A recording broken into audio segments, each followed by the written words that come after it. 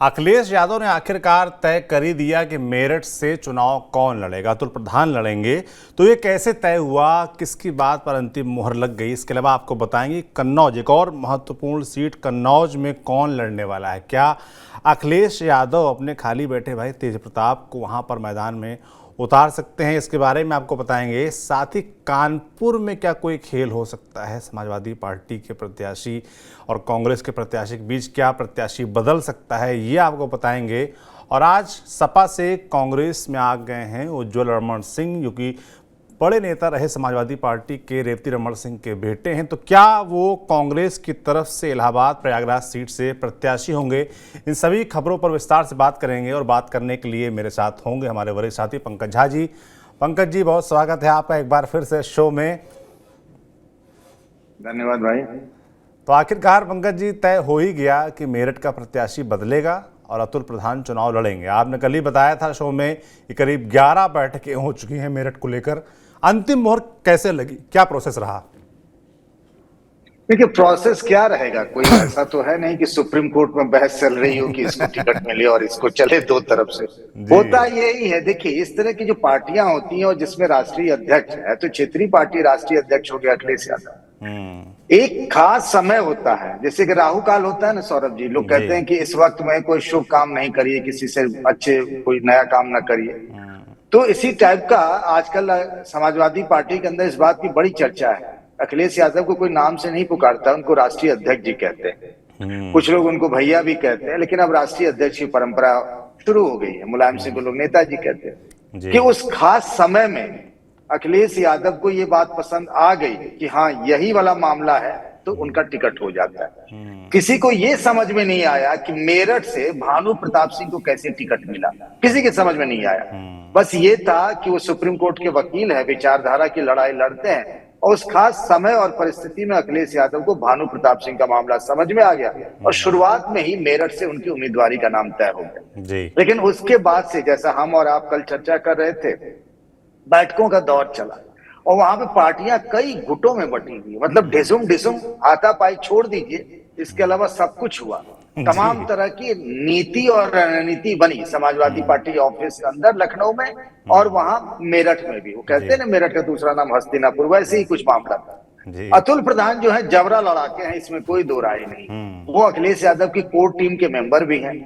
समय ने साथ दिया, सरधना से उन्होंने संगीत सोम को हरा दिया, तो जाइंट किलर हो गए। तब से अखिलेश यादव उनको और मानने लगे। उनकी पत्नी जिला पंचायत अध्यक्ष रही और जैसा आप जानते हैं कि मेयर का भी चुनाव लड़े, लेकिन मेयर के चुनाव में जो गड़बड़ हो गया उससे इनका नंबर कम हो गया। तीसरे नंबर पे हाँ, उनकी पत्नी जो है वो ठीक से लड़ नहीं पाई, एआईएमआईएम ने इनका नंबर बहुत कम कर दिया।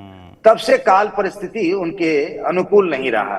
वो चुनाव लड़ना चाह रहे थे लोकसभा। देखिए, एक बात और मान लीजिए, जीत हार चाहे जो भी हो, सबको लगता है, इवन अतुल प्रधान ने भी हमसे बातचीत में कहा कि भैया हम जीतने का दावा नहीं कर रहे, हार जीत चाहे जो भी हो, हम अरुण गोविल के खिलाफ चुनाव अच्छा लड़ेंगे। ये बात उन्होंने 2 दिन पहले मुझे कही थी। अगर मुझे अध्यक्ष जी टिकट दे देते, तो जीतने का दावा वो भी नहीं कर रहे, सबको पता है। लेकिन क्या है ना कि अगर हम लड़ेंगे नहीं तो फिर राजनीतिक जमीन खाली हो जाएगी, कोई दूसरा आके लड़ लेगा, तो फिर आप धीरे धीरे ना उस लिस्ट से डिलीट हो जाता है। इसलिए देखिएगा, कोई आदमी 5-5 बार चुनाव लड़ गया है, वो विधानसभा का चुनाव भी लड़ा, लोकसभा का चुनाव भी लड़ा, हार भी गया, लेकिन वो लड़ना नहीं छोड़ता। ये गजब राजनीति है। पैसा भी खर्च होता है, समय भी खर्च होता है, आप तमाम जगह मेहनत भी लगाते हैं, फिर भी नहीं जीतते। सियासी जमीन कैसे छोड़ दी जाती है?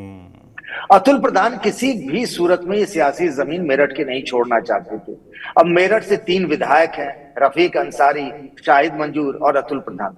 बैठकों का दौर परसों ही खत्म हो गया था और ये तय हुआ था कि अखिलेश जी जो इंडिया गठबंधन की बैठक में गए थे, वहां से लौट कर आएंगे और फिर इस बात पर फैसला होगा। कोई पंचायत नहीं होगी। तो इसीलिए कल कोई ऐसी बैठक नहीं हुई कि भाई रफीक अंसारी जी आप आइए, अब अपनी बात कहिए, शाहिद मंजूर जी आप आइए, आप अपनी बात कहिए, योगेश जी आप अपनी बात कहिए और मुर्तजा जी आप अपनी बात कहिए। सब कुछ नहीं हुआ। अखिलेश जी बैठे और फिर उन्होंने अपने कुछ लोगों से राय मशविरा की। उनके आसपास के जो लोग होते हैं, आप भी जानते हैं, उनके नाम भी हैं। हालांकि उनके कहने से कोई चीज बदल जाती है ऐसा नहीं। मुझे जो लग रहा है कि जब वो रवाना हुए थे दिल्ली में इंडिया गठबंधन की रैली में शामिल होने के लिए, उससे पहले ही उन्होंने मन बना लिया अब आपको एक चीज और मार्के की बताऊं जी कि जब मंच से अपना भाषण देकर निकले अखिलेश यादव तो दिल्ली में अपने घर पे चले गए और वहां अतुल प्रधान ने कई प्रभावशाली लोगों को भेजा।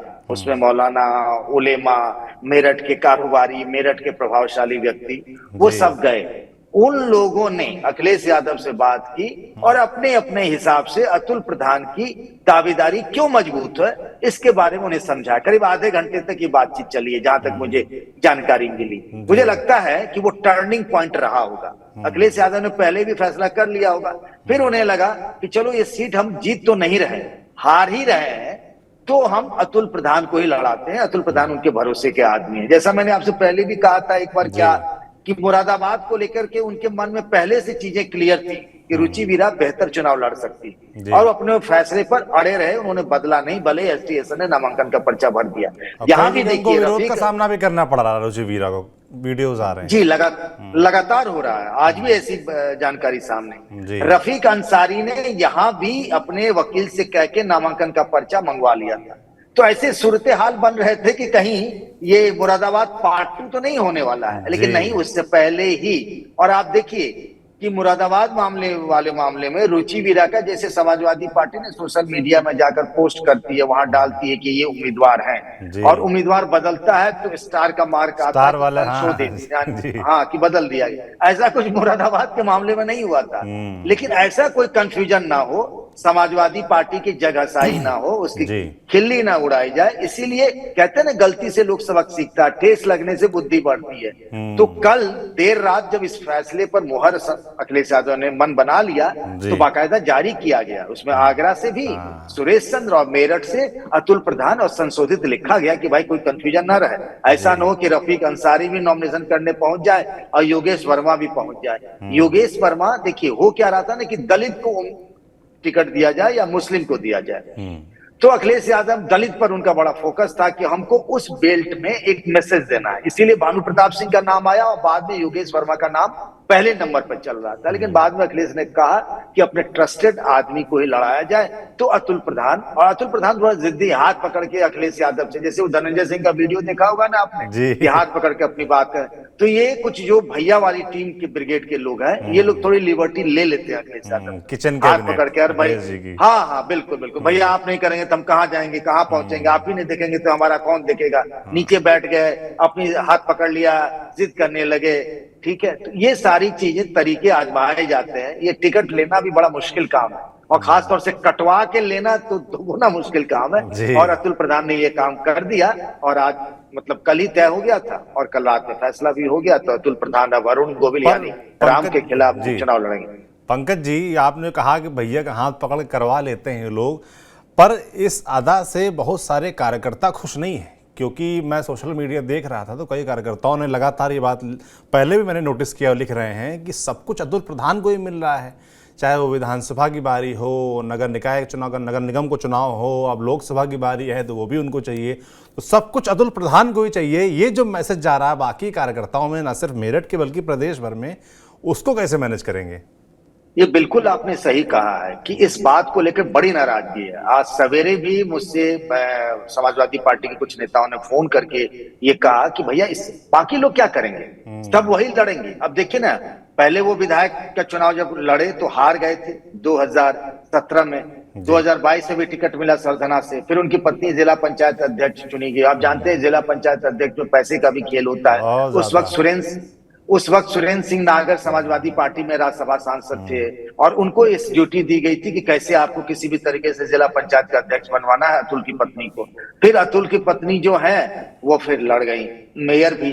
तो अतुल और अतुल की पत्नी, अरे समाजवादी पार्टी में और भी लोग होंगे, नहीं जीते या हारे क्यों, पहला चुनाव तो अतुल प्रधान भी हारे थे, तो अब मौका तो देंगे। यही वो वजह थी कि मेरठ के पार्टी के, समाजवादी पार्टी के अधिकतर लोग अतुल प्रधान के खिलाफ थे। और ये भी कहते हैं कि अतुल प्रधान बड़बोलापन भी है, मतलब वो किसी से कुछ भी कर लेते हैं, झगड़ा कर लेते हैं। लोगों का ये आरोप है कि उनको रेस्पेक्ट नहीं करते हैं। मेरठ में ऐसा दिखाते हैं कि मेरठ के अखिलेश यादव वही है। तो ये बात जरूर है, और ये बहुत लोग विरोध कर रहे थे। और इसीलिए देखिए कितना लंबा समय लगा। मुझे नहीं लगता समाजवादी पार्टी में कभी ऐसा हुआ हो कि 25 दिनों तक मेरठ का मामला अटका रहा। भानु प्रताप सिंह का नाम कटना तय है, लेकिन अतुल प्रधान अखिलेश की पसंद के है, लेकिन उन्हीं को मिलेगा ऐसा तो हुआ नहीं। 11 बैठकों का दौर चला, करीब 25 दिन लग गए, तब जाकर अखिलेश यादव को यह फैसला करना पड़ा, क्योंकि वो भी जानते हैं कि इसके रिपरकशंस भी क्या है। क्योंकि समाजवादी पार्टी के मेरठ के कई लोग हाथ खड़े कर देंगे इस चुनाव में, ये तय है। जी, तो बिल्कुल दिलचस्प होगा ये चुनाव, क्योंकि कई लोगों का फिर कहना यह भी है कि चुनाव अतुल प्रधान ही ठीक लड़ भी पाएंगे। मतलब जितने मुंह उतनी बातें, मगर हर तरह की बातें आ रही, नाराजगी भी है, तो कहीं ना कहीं लोगों के मन में ये भी बात है कि ठीक लड़ेंगे। तो अतुल प्रधान वर्सेस अरुण गोविल का चुनाव मेरठ का देखना इंटरेस्टिंग रहेगा हमारे आप जैसे पत्रकारों के लिए भी। हम लोग जब पहुंचेंगे मौके पर तो उसके बारे में जांच पड़ताल की जाएगी। एक और सीट है पंकज जी, कन्नौज, उसको लेकर बड़ी मतलब दिलचस्पी है लोगों में। लोग जानना चाहते हैं कि आखिर वहाँ होने क्या वाला, क्या अखिलेश यादव खुद चुनाव लड़ेंगे या किसी अपने रिश्तेदार को, भाई को चुनाव मैदान में उतारेंगे, होने क्या वाला है। सुब्रत पाठक तो प्रचार करने में बीजेपी की जो प्रत्याशी हैं, पिछली बार जो उन्होंने डिंपल यादव को चुनाव हराया था, वो लगे हुए हैं, मगर सामने कौन अभी तक क्लियर नहीं है। तो क्या पिछड़ रहे हैं कन्नौज में, क्यों अटका है मामला? देखिए, मतलब कभी कन्नौज गढ़ हुआ करता था, मतलब परिवार का, मुलायम सिंह के परिवार का, फिर सुब्रत पाठक ने उसमें सेंध लगा दी। और सुब्रत पाठक 2014 का चुनाव भी बड़ा अच्छा लड़े थे, कुछ ही वोट से हारे थे। ऐसा नहीं कि 2019 में उन्होंने चमत्कार कर दिया और अचानक से आ गए। 2014 भी खूब खम ठोक कर लड़े थे, बड़े मुश्किल से आखिरी वक्त में डिंपल यादव निकाल पाई थी। 2019 में तो उन्होंने चमत्कार ही कर दिया और डिंपल यादव चुनाव हार गए। ये बड़ा मतलब सेटबैक था। अब जो गढ़ हुआ करता था वही उनके हाथ से छिन गया। बहुत दबाव था अखिलेश यादव पर, खासतौर से जो लोकल पार्टी यूनिट है। देखिए क्या है, मैं आपको एक बात बता दूं, और जो भी ये परिवार का या समाजवादी पार्टी का गढ़ है, आज की तारीख में वहां इतनी कला है, पूछिए मत। मौका मिल जाए और 5 बड़े नेताओं को कमरे में छोड़ देना, तो सब एक दूसरे का बाल मुचते हुए निकलेंगे, आईसीयू में भर्ती होना पड़ेगा। मगर भैया, अखिलेश भैया के सामने सब यही बोलते हैं कि आप लड़ लीजिए आके। हाँ, तो चूंकि उसपे मतलब सबसे बढ़िया है ना, उसमें सबका मामला सेट हो जाता है, झगड़ा नहीं होगा, झगड़ा नहीं होगा, सामने वाला का नहीं होगा, भैया रहेंगे अपने पास, रहेंगे तो 4 काम भी हो जाएगा, अपना भौकाल भी टाइट रहेगा। यही मामला आजमगढ़ का है, यही मामला आपको कन्नौज का भी है। कन्नौज में भी पार्टी कई गुटों में बटी हुई है। देखिए ना, आजमगढ़ में पार्टी कई गुटों में बटी हुई, इसी वजह से तो चुनाव हार गए, उपचुनाव धर्मेंद्र यादव फिर से गए। तो कन्नौज का मामला ये था। अच्छा देखिए, अखिलेश यादव ना लोकसभा चुनाव लड़ते रहे, तो क्या पिछली बार भी लड़े थे 2019 में, आजमगढ़ से चुनाव जीते थे, तो था कि लड़ेंगे कि नहीं लड़ेंगे। हालांकि उनकी पार्टी के कई नेता उनको ये सुझाव दे रहे थे कि भाई लड़के क्या कर लीजिएगा, कोई प्रधानमंत्री पद का उम्मीदवार बनना तो है नहीं, आप पीएम कैंडिडेट तो है नहीं, तो आपका एक सीट पर फोकस बढ़ जाएगा, क्योंकि आप जहां भी लड़ेंगे वहां बीजेपी जो है पूरी ताकत झोंक देगी आपको हराने में। और अगर आप हार गए तो पार्टी के मोरल का क्या होगा। अभी तो डिंपल यादव हारी थी, आप ही हार गए, धर्मेंद्र यादव हार चुके हैं, तो फिर बचेगा क्या। आजम खान परिदृश्य में नहीं है तो पार्टी का बड़ा नेता कौन बचा भाई, आप ही तो है सब। तो ये था मामला। मुझे याद है पार्टी के जितने सीनियर लीडर्स थे, मतलब जिसमें माता प्रसाद पांडे, राजेंद्र चौधरी, प्रोफेसर राम गोपाल यादव, ओम प्रकाश सिंह, जो पुराने नेताओं के नाम आपको जहन में याद आ रहे होंगे, राम गोविंद चौधरी, सबकी राय यही थी कि अखिलेश जी चुनाव लड़े नहीं लड़वाए। आजमगढ़ सीट के अनाउंस हो गया, बदायूं हो गया, मैनपुरी हो गया, बचा एक ही था कन्नौज। तो सबका फोकस ये था कि कन्नौज से वो चुनाव लड़ रहे। अखिलेश इस बार मूड में नहीं थे। मेरी जो बातचीत हुई थी उसमें वो इसी बात का जिक्र कर रहे थे कि अभी देखा नहीं, मतलब पत्ते नहीं खोल रहे थे लड़ना या नहीं लड़ना। कन्नौज में उन्होंने आज सभी बूथ अध्यक्षों से लेकर पार्टी के जितने भी जिम्मेदार नेता कार्यकर्ता है उनकी बैठक बुलाई। लेकिन आप ये कहेंगे कि उसी बैठक में जाकर के अचानक से फैसला ले लेंगे, ऐसा नहीं है। और कह देंगे कि भैया मैं अखिलेश यादव कन्नौज से समाजवादी पार्टी का उम्मीदवार चुनाव लड़ रहा हूं, ऐसा नहीं है। हालांकि लोग चाहते हैं, पार्टी के कार्यकर्ता यही चाहते हैं कि अखिलेश यादव ही लड़ेंगे तो सुब्रत पाठक को मतलब भीड़ पाएंगे, बाद बाकी उतना चुनाव लड़ पाएंगे कि नहीं लड़ पाएंगे कहना बड़ा मुश्किल है जी। तो वहां 2 तरह के उम्मीदवार थे। उससे पहले एक घटना जो हुई वो बता दूं।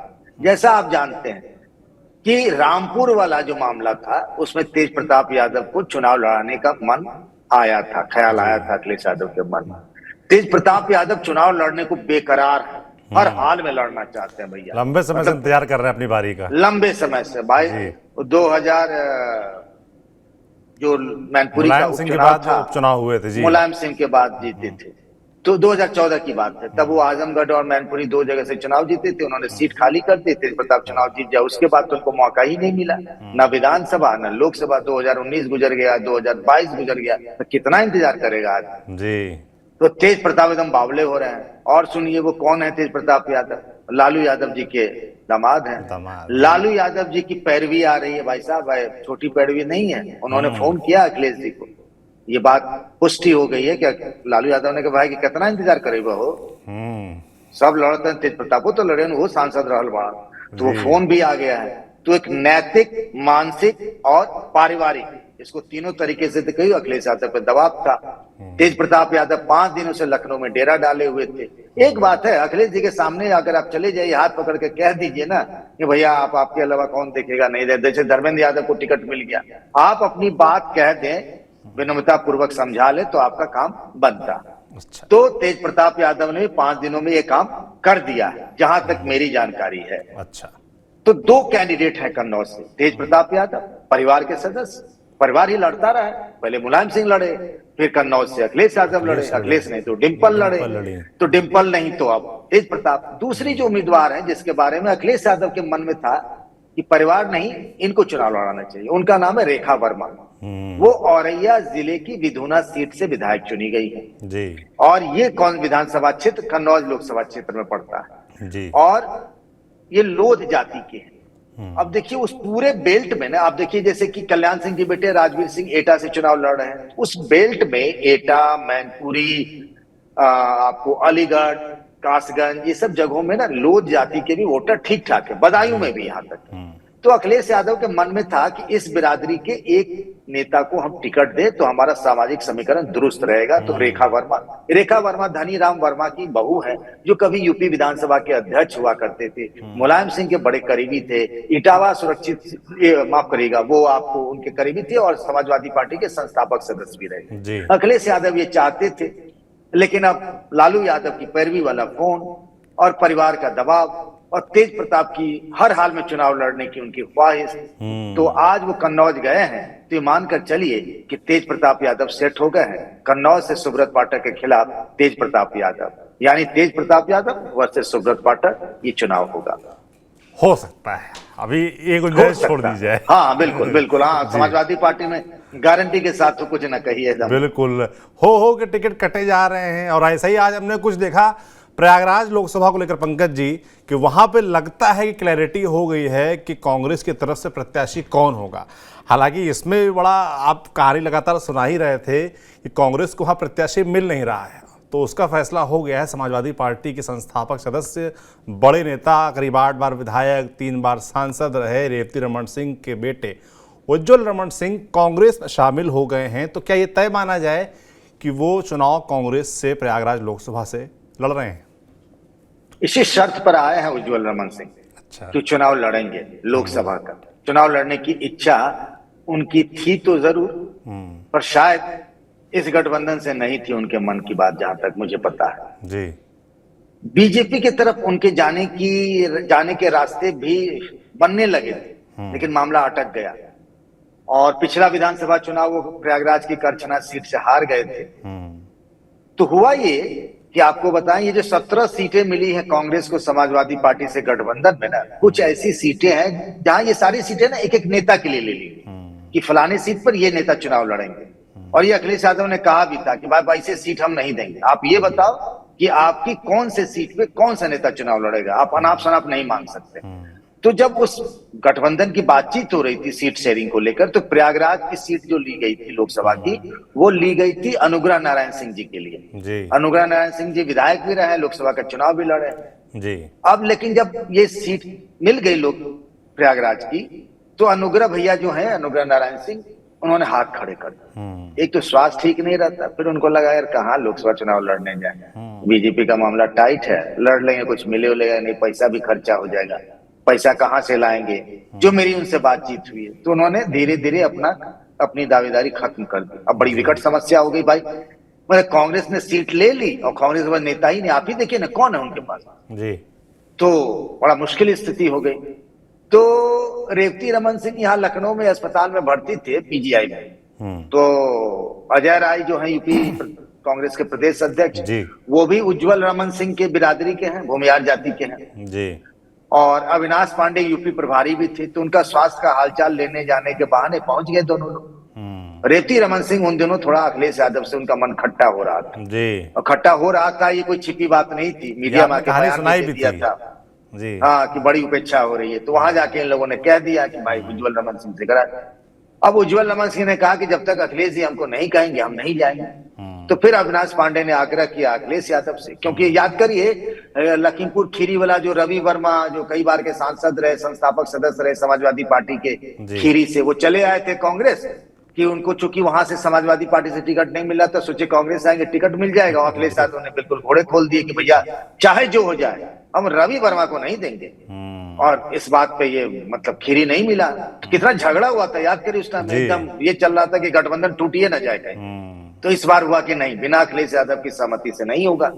तो अखिलेश यादव से फिर उज्जवल रमन सिंह, अखिलेश यादव ने उनको बुलाया, उनसे बातचीत की, जब तय हो गया कि भाई जाइए आप और आप चुनाव लड़िए, तो उज्जवल रमन सिंह फिर कल बातचीत फाइनल हुई, कल ही तय हुआ कि भाई आज 12:30 बजे, हाँ लेट से आए, लाव लश्कर के साथ प्रयागराज से चले हैं, तो आज शामिल हो गए हैं और अब प्रयागराज से उज्जवल रमन सिंह चुनाव लड़ेंगे। उनके पिता पुराने नेता रहे हैं, कई 2 बार लोकसभा के सांसद रहे, राज्यसभा के भी लड़े। उज्जवल रमन के लिए पहला चुनाव होगा, वो भी कांग्रेस से, नई पार्टी, नया कल्चर, देखते हैं उज्जवल रमन सिंह कैसा लड़ पाते हैं। अभी वहां से बीजेपी ने कोई उम्मीदवार दिया नहीं, लेकिन पहली बार ये है कि सपा का नेता कांग्रेस के टिकट पर।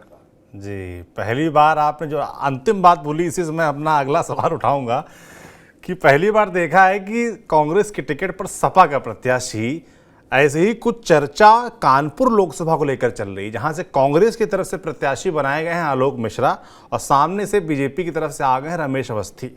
तो चुनाव को लेकर वहां बड़ी चर्चा जो लोकल लेवल पे चल रही है कि क्या आलोक मिश्रा की जगह अमिताभ वाजपेयी, जो कि 2 बार से लगातार विधायक हैं समाजवादी पार्टी की तरफ से, और तमाम ऐसे लोग हैं जिनका मानना है कि अमिताभ वाजपेयी अगर लड़ते रमेश अवस्थी के खिलाफ तो चुनाव मजबूती से लड़ पाते या भयंकर टक्कर दे पाते, या कह सकते हैं कि जीत भी सकते थे, ऐसा कहा जा रहा है। तो अभी चर्चा शुरू हो गई है कि जो प्रयोग हुआ है प्रयागराज में, क्या वो कानपुर में भी हो सकता है? टिकट तो बदले ही जा रहे हैं।